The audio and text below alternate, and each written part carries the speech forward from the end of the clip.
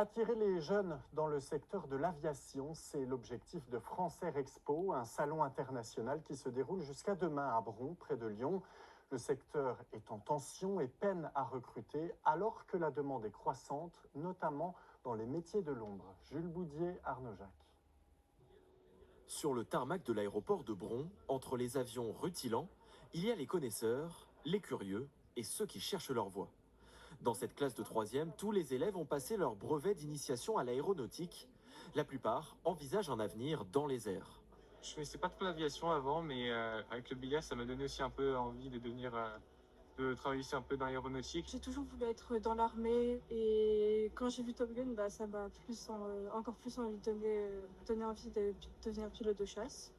Pilote, ingénieur aéronautique, ça fait rêver, mais l'aviation c'est aussi et surtout une myriade de métiers de l'ombre et ce salon est l'occasion de les découvrir. Vous avez tout un tas de portraits qui sont disponibles. Donc là, c'est un fraiseur numérique. Qu'est-ce qu'un fraiseur numérique? Voilà, c'est quelqu'un qui conçoit des pièces. Parce que, sans déconner, dit comme ça, un fraiseur numérique. Ça fait rire. Il y a un problème peut-être d'identification des métiers.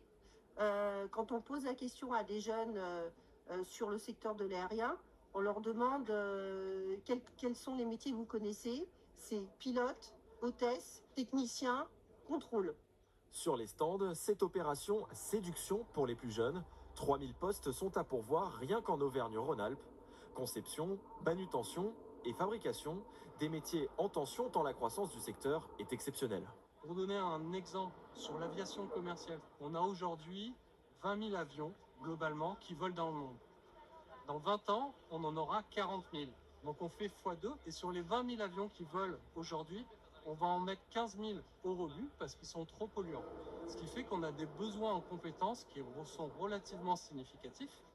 Hausse de la demande, décarbonation, autant de défis qui demandent toujours plus de bras pour construire les ailes de demain.